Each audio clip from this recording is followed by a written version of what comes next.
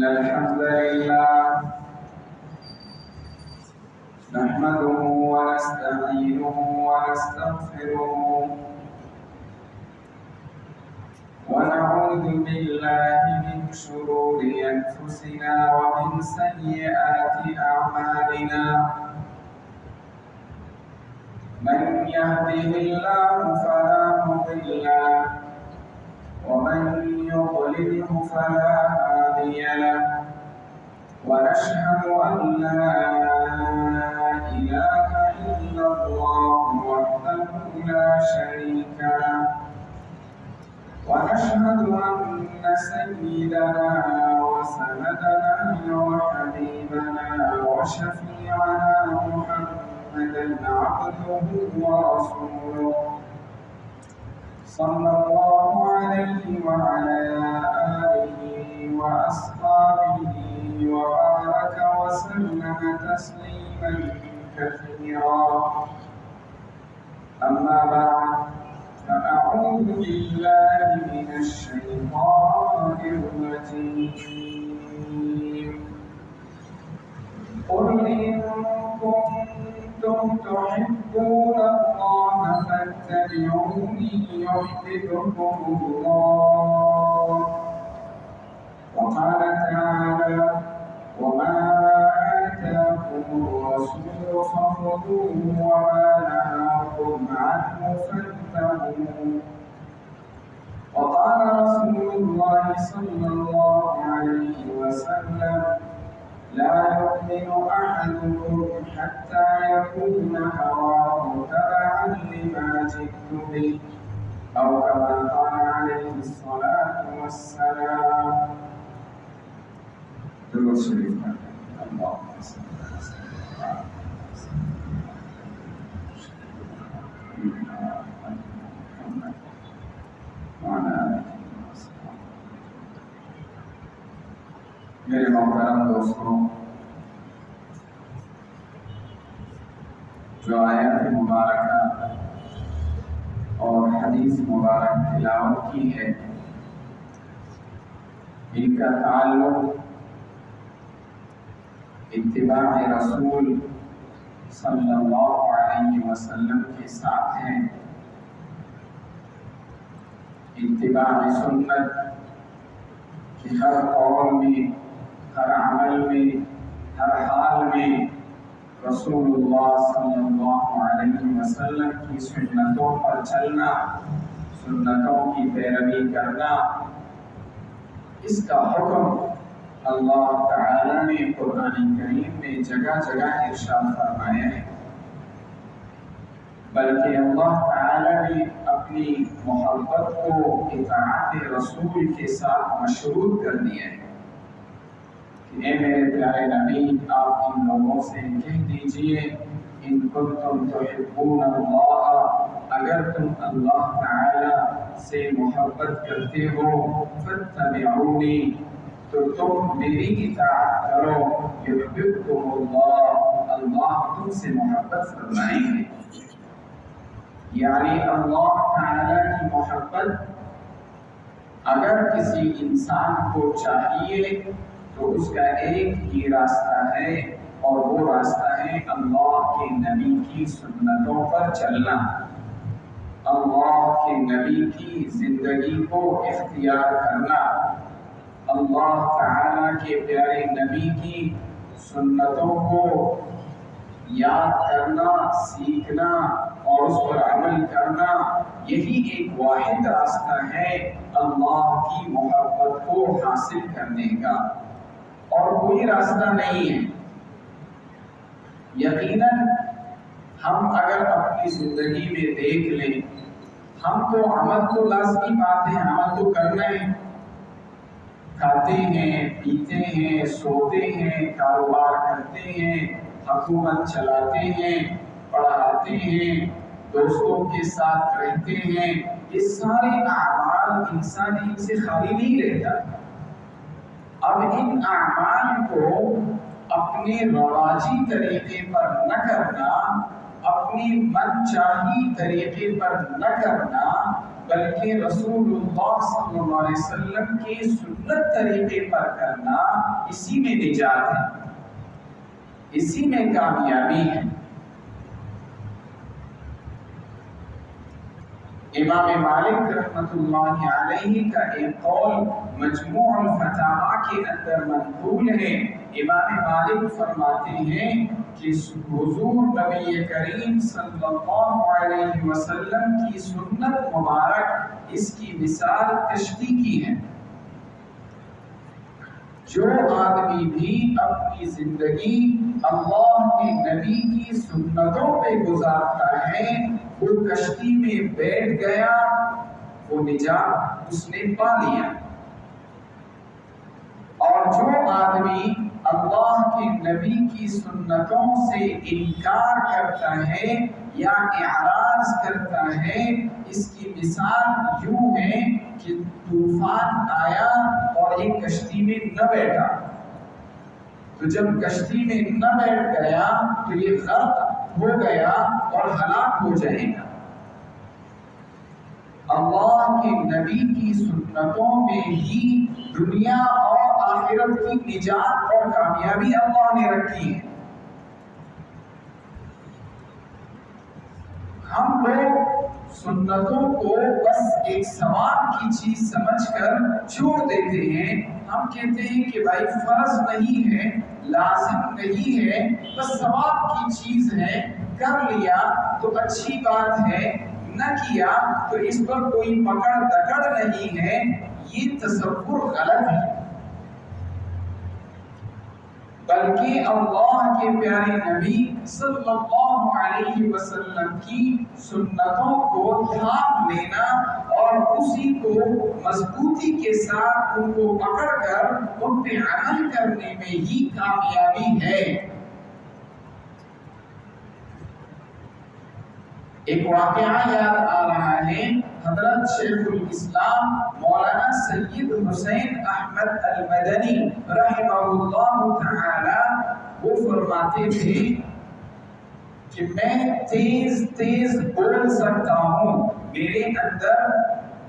تیز بولنے کی طاقت موجود ہے، مگر میں نے آہستہ آہستہ بولنے کی یہ عادت بڑے مجاہدے کے بعد میں نے پالی، بڑے مجاہدے کے بعد میں نے یہ عادت اپنائی ہے۔ وجہ یہ ہے کہ سیرت کی کتابوں میں، احادیث مبارکہ کی کتابوں میں یہ بات موجود ہے کہ رسول اللہ صلی اللہ علیہ وسلم کی گفتگو مبارک وہ ٹہر ٹہر کے ہوتی تھی۔ اللہ کے پیارے نبی صلی اللہ علیہ وسلم گفتگو جب فرماتے تھے وہ تیز نہیں فرماتے تھے، بلکہ وہ ٹہر ٹہر کر گفتگو فرماتے تھے۔ حضرت شیخ الاسلام حضرت مولانا حسین احمد مدنی رحمہ اللہ تعالی فرماتے تھے، میں نے آہستہ اور ٹہر ٹہر کر بولنے کی عادت بڑے محنتوں کے بعد میں نے حاصل کی ہے، تاکہ میں اللہ کے نبی کی سنت کے مطابق گفتگو کرنے والا بن جاؤں۔ میرے محترم دوستو، اگر ہم حدیث مبارک کی کتابوں کو دیکھیں، سیرت کی کتابوں کو دیکھ لیں، ان حضرات نے رسول اللہ صلی اللہ علیہ وسلم کی مبارک سنتوں کو محفوظ فرمایا ہے۔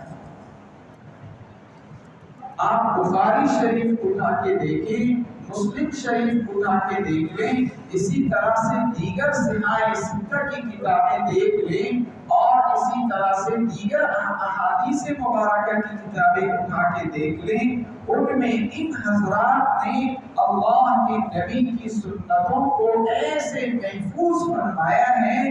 کہ ہمیں اپنے باپ دادوں کی نسب یاد نہیں ہے، اپنے پر دادا کے نام کسی کو شاید یاد نہیں ہوگا، اور اسی طریقے سے اپنی عادتوں کا ہمیں علم نہیں ہوگا، مگر ان محدثین نے رسول اللہ صلی اللہ علیہ وسلم کی سنتوں کی تحقیق کی اور تحقیق کرنے کے بعد ہم کو محفوظ کیے۔ یہ بہت بڑا عمل ہے۔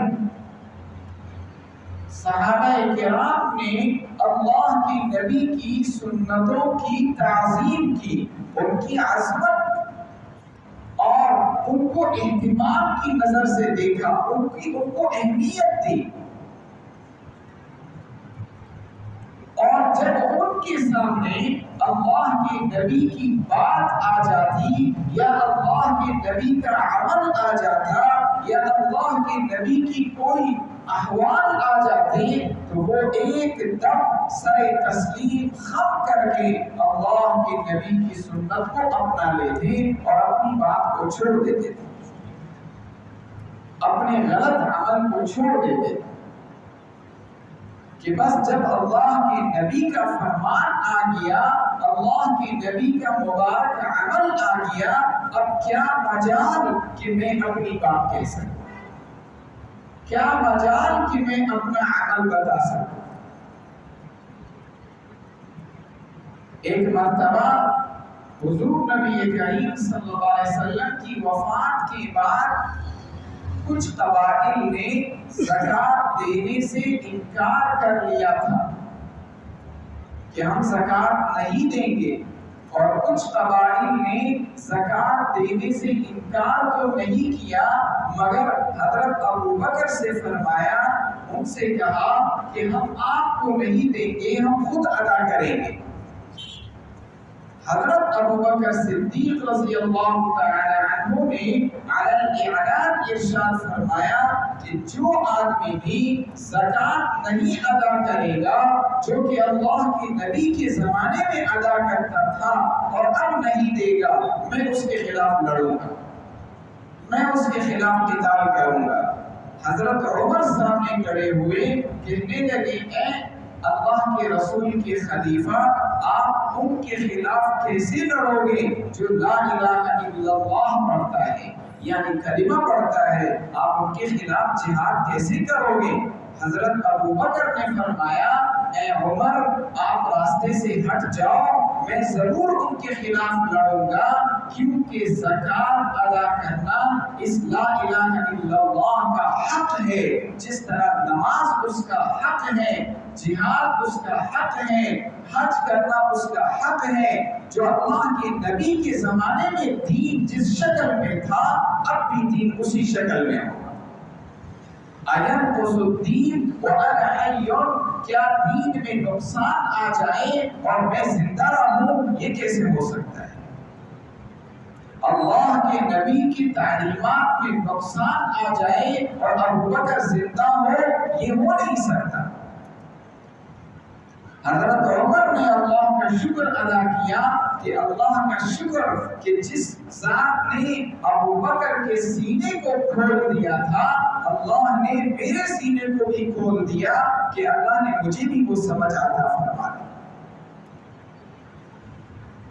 کہ آج لوگ کوئی زکوٰۃ کا انکار کرے گا، کل کوئی نماز کا انکار کرے گا، پھر کوئی حج کا انکار کرے گا، اس طرح سے دین تو زندگی سے نکل جائے گا۔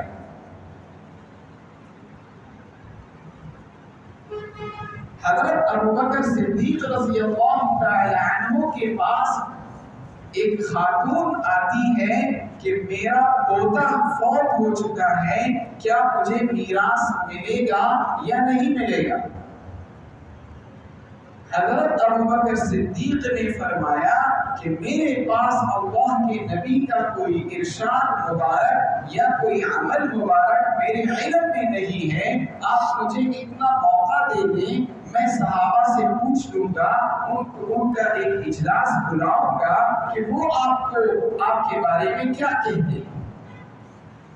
حضرت ابوبکر صدیق رضی اللہ تعالی عنہ نے صحابہ کرام کا اجلاس بلایا، میٹنگ بلایا، تو ان میں دو صحابہ کرام نے گواہی دی کہ اے خلیفۃ الرسول، ہم نے اللہ کے نبی سے سنا ہے کہ اللہ کے نبی نے فرمایا ہے کہ دادی کو میراث ملے گا اگر اس میت کی ماں موجود نہیں ہے، تو دادی کو مل سکتا ہے۔ تو حضرت ابوبکر صدیق کو کے سامنے جب یہ حدیث مبارک آ گئی، اللہ کے نبی کی سنت آ گئی، حضرت ابوبکر صدیق نے فوراً اس عورت کو بلایا اور فرمایا کہ آپ کو میراث ملے گا۔ صحابہ کرام رضی اللہ تعالی عنہم اجمعین، ان کی سب سے بڑی خوبی اور سب سے بڑا کمال یہ تھا کہ وہ اپنی بات نہیں کہتے تھے، وہ یہ کہتے تھے کہ اللہ کے نبی نے کیا فرمایا، اللہ کے نبی نے کیا عمل کیا ہے۔ اللہ کے نبی کے سامنے اگر کوئی عمل ہوا اور اللہ کے نبی نے خاموشی اختیار کی، یہ بھی حدیث اور سنت کا حصہ قرار دے دیا۔ جیسے ایک صحابیہ ہیں، وہ کنکر اور گٹھلیاں ان پہ ذکر کر رہی تھی، گٹھلیوں کو ادھر سے اٹھا کر ادھر رکھتی تھی اور تسبیحات کرتی تھی۔ اللہ کے نبی نے اس عمل سے ان کو منع نہیں فرمایا، تو صحابہ نے کہا کہ بالکل کنکریوں پہ ذکر کرنا جائز ہے، گٹھلیوں پہ ذکر کرنا جائز ہے۔ پھر بعد میں یہ تسبیحات کی شکل اختیار کر گئی۔ یہ تو اللہ کے نبی کے دور میں تو یہ تسبیح تو نہیں تھی،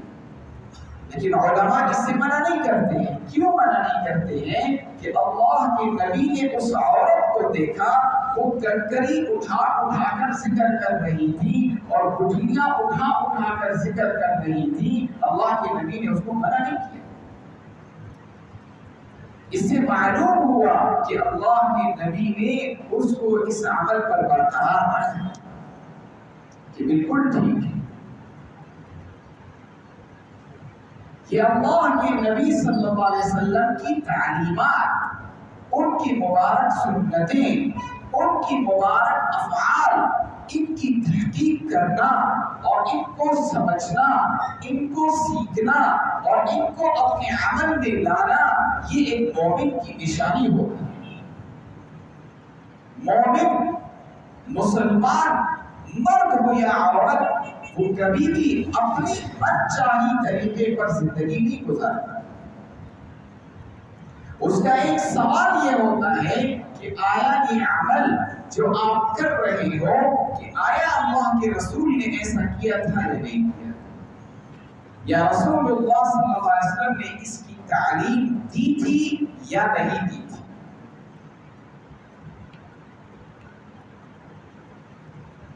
میں ایک جگہ شادی میں کسی ساتھی نے دعوت دی تھی، وہاں ڈول اور یہ میوزک اور یہ چیز چل رہا تھا، تو میں نے اس ساتھی کو کہا کہ آپ نے ہمیں ذلیل کرنے کے لیے بلایا ہے یا دعوت پہ بلایا ہے؟ تو اس نے کہا کہ مفتی صاحب کیوں ذلیل کرنے کے لیے بلایا ہے، دعوت پہ بلایا ہے؟ تو میں نے کہا کہ کیا ہماری پگڑی سے تمہیں شرم نہیں آتی ہے کہ آپ یہ ڈول ڈمانے کر رہے ہو؟ آپ کسی مسلمان سے پوچھ لو کہ شادی میں آپ میوزک بجاتے ہو، ڈول ڈمانے کرتے ہو، کیا اللہ کے نبی نے اس کی اجازت دی تھی؟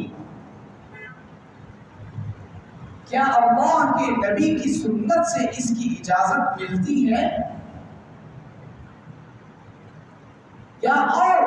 یہ تو ایک مثال میں نے عرض کیا کہ آج ہماری تباہی،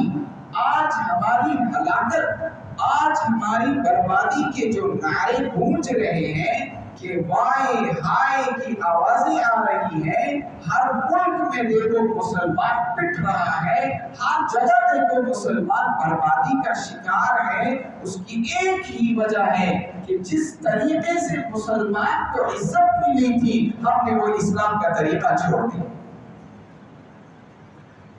جس راستے سے مسلمانوں کو عزت ملی تھی، اس راستے کو ہم نے خیر بات کہہ دیا، تو پھر عزت کہاں سے آئے؟ تھوڑا پیسہ کسی کے پاس آ جاتا ہے تو پھر الامان والحفیظ کہ وہ اسلام کی تعلیمات کی اور سنتوں کی کیسے دھجیاں اڑا دیتا ہے۔ میرے بھائیوں دوستوں، ناراض نہ ہونا، یہ ہم سب اسی بربادی کا شکار ہیں، لیکن ضرورت اس بات کی ہے کہ ہم اس بنیادی بیماری پر، اس بنیادی خرابی پر ہم سوچ اور فکر کرنے والے بن جائیں کہ اللہ، میری بربادی یہاں سے شروع ہو گئی تھی، میں اس بربادی کا بنیاد ختم کرنا چاہتا ہوں، سنتوں کے مطابق اپنی زندگی کو گزارنا چاہتا ہوں۔ اللہ کے نبی صلی اللہ علیہ وسلم جمعے کے دن خطبہ ارشاد فرما رہے ہیں اور سائڈوں پہ کچھ لوگ کھڑے ہیں، حضرت عبداللہ ابن مسعود روڈ پہ آ رہے ہیں، اللہ کے نبی نے خطبے میں ارشاد فرمایا بیٹھ جاؤ، یہ بیٹھ جاؤ، یہ جملہ جو ارشاد فرمایا یہ سائڈوں پہ کھڑے ہونے والے لوگوں کے لیے تھا، سب کی ذہن میں یہ بات سمجھ میں آ گئی تھی، مگر حضرت عبداللہ ابن مسعود روڈ پہ ہی بیٹھ گئے۔ یہ صحابہ کی شان ہے، صحابہ کو جو اللہ نے اتنا بڑا مقام عطا کیا تھا، صحابہ کی اتنی اہمیت ہے، صحابہ اتنی بڑی شان والے ہیں کہ اللہ کے نبی کا کوئی فرمان ان کے کانوں سے ٹکرا جاتا ہے، مجال ہے کہ وہ ایک قدم ان کے خلاف اٹھائے۔ بیٹھ جاؤ، یہ جملہ سننا ہی تھا، اتنی روڈ کے اوپر ہی بیٹھ گئے۔ خطبہ فارغ ہو گیا، نماز ہو گئی، اللہ کے نبی نے صلی اللہ علیہ وسلم نے عبداللہ ابن مسعود کو بلایا اور فرمایا کہ اے ابن مسعود، میں نے یہ جملہ آپ کے لیے نہیں کہا تھا، میں نے تو وہ جو سائڈوں پہ جو کھڑے تھے میں نے ان کے لیے کہا تھا۔ حضرت عبداللہ ابن مسعود نے فرمایا یا رسول اللہ صلی اللہ علیہ وسلم، آپ کے مبارک منہ سے جب یہ جملہ نکلا کہ بیٹھ جاؤ، میرے ایمان اور حب رسول کا اجازت نہیں دے رہی تھی کہ میں قدم اٹھاؤں، وہیں میں بیٹھ گیا، روڈ کے اوپر بیٹھ گیا۔ آج مسلمان کو اللہ کا قرآن سنا،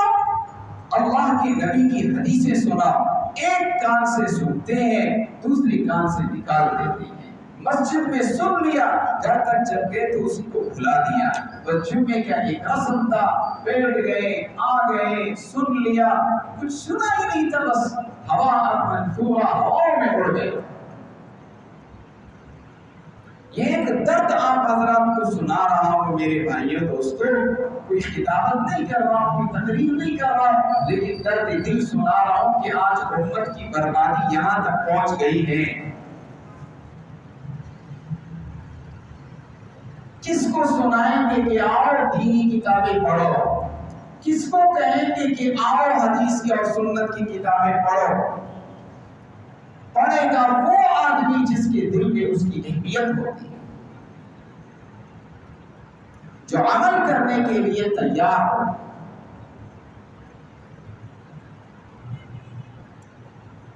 شام کی طرف جہاد ہو رہا ہے، لڑائیاں ہو رہی ہیں رومیوں کے خلاف، معاویہ رضی اللہ تعالی عنہ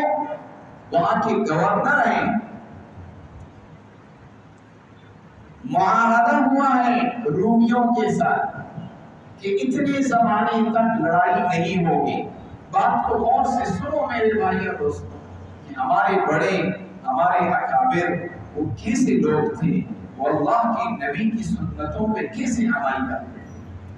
اور پھر دف ہو ہماری حال پر، افسوس ہو ہمارے حال پر کہ ہم کتنے گرے ہوئے۔ میرے قریب ایک نوجوان نماز پڑھ رہا تھا،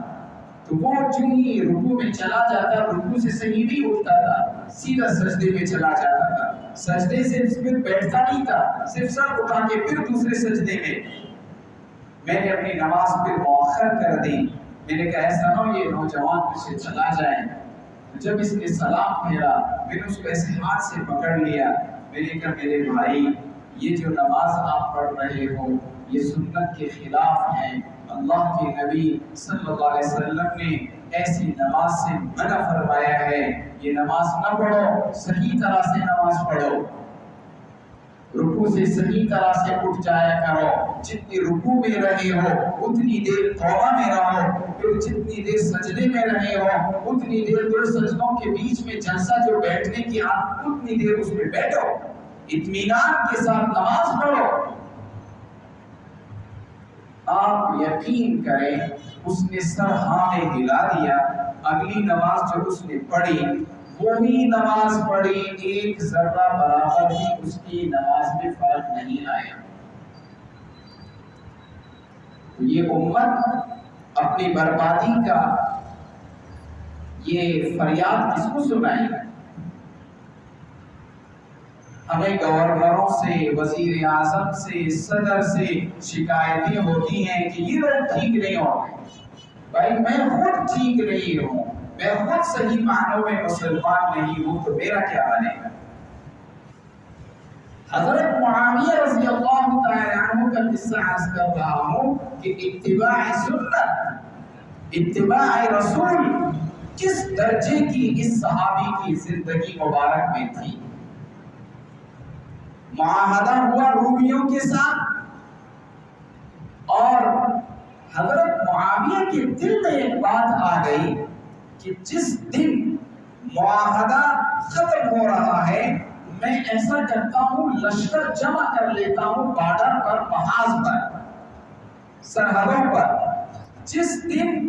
معاہدہ ختم ہوگا اس کی صبح سویرے میں رومیوں پہ حملہ کر لوں گا، ان کو پتہ بھی نہیں ہوگا، آسانی سے یہ علاقے فتح ہو جائیں گے۔ ایسا ہی حضرت معاویہ رضی اللہ تعالیٰ عنہ نے کر لیا۔ واقعاتاً رومیوں کے اوزان خطا ہو گئے، رومی بھاگنے لگے، شہر چھوڑنے لگے۔ پیچھے سے ایک آدمی دوڑتا ہوا آ رہا ہے اور کہہ رہا ہے کہ میری بات سنو، میری بات سنو، وفاء لا غدر، وفاء لا غدر، وفا کرو، بے وفائی نہ کرو، دھوکہ مت دو کسی کو، بدعہدی مت کرو۔ چیخ چیخ کر پکار رہے ہیں۔ جب وہ صحابی قریب آیا، وہ عمر ابن عبسہ رضی اللہ تعالی عنہ صحابی رسول ہیں، حضرت معاویہ کے پاس جا کے بیٹھ گئے۔ معاویہ رضی اللہ تعالی عنہ سے فرمایا میں نے اللہ کے نبی سے سنا ہے، اب بات کو غور سے سنو میرے بھائی اور دوستو، سنت صرف یہ نہیں ہے کہ میں نمازوں میں سنتوں کی اتباع کر لوں، میں کھانے پینے میں سنتوں کی اتباع کر لوں، میں اپنے پاجامے اور لباس میں سنتوں کی اتباع کر لوں، میں عمامہ میں سنتوں کی اتباع کر لوں، میں داڑھی رکھنے میں سنتوں کی اتباع کر لوں، میں حج میں سنتوں کی اتباع کر لوں۔ سنت اللہ کے نبی کا ہر قول، ہر فعل، ہر تقریر، ہر حال میں جو اللہ کے نبی نے جیسا کیا میری امت ویسا ہی کرے گی، یہی اتباع سنت ہے، یہی اتباع رسول ہے۔ اس صحابی نے کیا فرمایا کہ میں نے اللہ کے نبی سے سنا ہے، اس حدیث کا فرمان، اس کا مفہوم یہ ہے کہ اللہ کے نبی نے فرمایا کہ جب تمہارا کسی قوم کے ساتھ عہد و پیمان ہو تو اس وقت تک ان کے خلاف کوئی حرکت نہ کرنا جب تک کہ اس معاہدے کا زمانہ پورا نہ ہو جائے، اور جب تک کہ آپ علی الاعلان ان کو نہ بتاؤ کہ ہاں بھائی معاہدہ ختم۔ اے معاویہ، آپ نے جو یہ حرکت کر لی کہ معاہدہ پورا ہونے سے پہلے آپ نے لشکر لا کر سرحد پہ جمع کیا، حالانکہ حضرت معاویہ رضی اللہ عنہ سنت کے خلاف کرنے والے صحابی نہیں ہیں، لیکن ان کے ذہن میں یہ بات تھی کہ شاید یہ تمہیں لڑائی تو نہیں کر رہا ہوں، یہ میں صرف اپنی افواج کو جمع کر رہا ہوں، جو ہی میں سرحد پہ جمع کر لوں گا اور مدتی معاہدہ ختم ہو جائے گا، اس کی صبح کو ہی میں حملہ کر لوں گا۔ اس صحابی نے اس عمل کو بھی خلاف سنت قرار دے دیا کہ یہ خلاف سنت ہے، کیونکہ معاہدہ جب ہے تو آپ لشکر بھی جمع نہ کرو، آپ لشکر کو بھی سرحد پہ جمع نہ کرو، یہ عمل بھی سنت کے خلاف ہے۔ میرے بھائیوں دوستو، ہم نے دین اسلام کو کیا بنایا ہوا ہے؟ اللہ تعالی ہمارے حال میں رحم فرمائے۔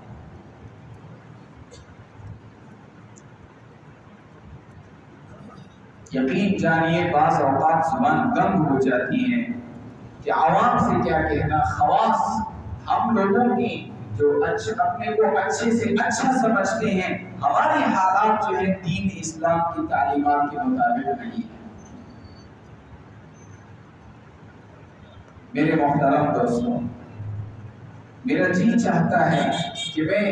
رسول اللہ صلی اللہ علیہ وسلم کی خالص سنتوں کو اس منبر پہ آپ کے سامنے میں بیان کر لوں۔ انشاءاللہ میرا ارادہ ہے کہ طہارت سے لے کر عبادات ہو اور اسی طرح سے معاشرت ہو، معاملات ہو، اس میں اللہ کے نبی صلی اللہ علیہ وسلم نے کیا کیا عمل ارشاد فرمایا، کیا کیا اقوال مبارک ہیں، اس لیے عرض کروں گا کہ اللہ کرے کہ ہمارے معاشرے میں اللہ کے نبی کی سنتوں کا تعارف ہو جائے۔ ایک کمپنی موبائل بناتا ہے، گاڑی بناتی ہے، کتنے اشتہارات لگاتا ہے، کتنے ایڈورٹائزمنٹ کرتا ہے جھوٹ کی بنیاد پر، حالانکہ وہ چیز اس طرح کی ہوتی بھی نہیں ہے۔ اے امت محمد صلی اللہ علیہ وسلم، آپ کے پاس اوتھینٹک اور بالکل درست اور صحیح سنتیں موجود ہیں۔ اٹھاؤ حدیث کی کتابیں، اٹھاؤ سیرت کی کتابیں، ان سنتوں کو اپنے سینے سے لگاؤ، ان سنتوں کو سیکھو،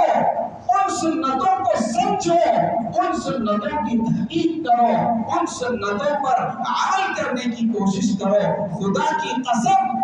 کامیابی کی ابتدا ہو جائے گی، کامیابی کی صبح سویرے نکل آئے گا، طلوع صبح صادق ہو جائے گا، یہ تباہی کی فریادیں ختم ہو جائیں گی۔ ورنہ چند رواجی چیزوں کو پکڑ کے اس کو دین نہیں کہتے۔ اب برا نہ مانے میرے بھائیوں دوستوں، چند رواجی چیزوں کو پکڑ کے اس کو دین نہیں کہتے ہیں۔ ہر چیز میں میری اور آپ کی شادی، اللہ نہ کرے کوئی غم آتا ہے تو غمی، اور ہمارے معاملات، ہماری معاشرت، ہمارا ماں باپ کے ساتھ سلوک، ہمسایوں کے ساتھ، دوستوں کے ساتھ، اور ہماری سلطنت، ہماری سیاست اور حکومت، ہر چیز اللہ کی نبی کی سنت کے مطابق ہو، تبھی کامیابی آئے گی۔ ورنہ پٹنے کے لیے لوگوں تیار ہو جاؤ۔ یقین جانیے جب اللہ کی نبی کی سنت کو پاؤں کے نیچے روندا جاتا ہے تو آپ مجھے بتاؤ، جب ایک باپ کی بات نہیں مانی جاتی، باپ کتنا طیش میں آتا ہے، تو اللہ طیش میں نہ آتا ہوگا؟ اللہ ناراض نہیں ہوں گے؟ اللہ کو غصہ نہیں ہوگا کہ یہ امت کہاں جا رہی ہے، یہ امت کیا کر رہی ہے، کس راستے کو تم نے چنا ہے، کس روش میں تم جا رہے ہو، کس کی تعلیمات میں تم عمل کر رہے ہو؟ کیا یہود و نصارہ کے طریقے ہمیں محبوب ہو گئے؟ وہ محبوب صلی اللہ علیہ وسلم کے سامنے جا کر سلام عرض کرتے ہیں، عمرہ کرتے ہیں، حج کرتے ہیں، کس منہ سے جا کر ان کے سامنے سلام کرتے ہیں؟ آپ نے کن کے طریقوں کو رواج دیا، کن کے سنتوں کو آپ نے رواج دیا، کن کے راستوں کو آپ نے چنا ہے؟ اللہ کے نبی کو کیا جواب دیا؟ بس ایک ہی بات ہے، ہاں میں گناہگار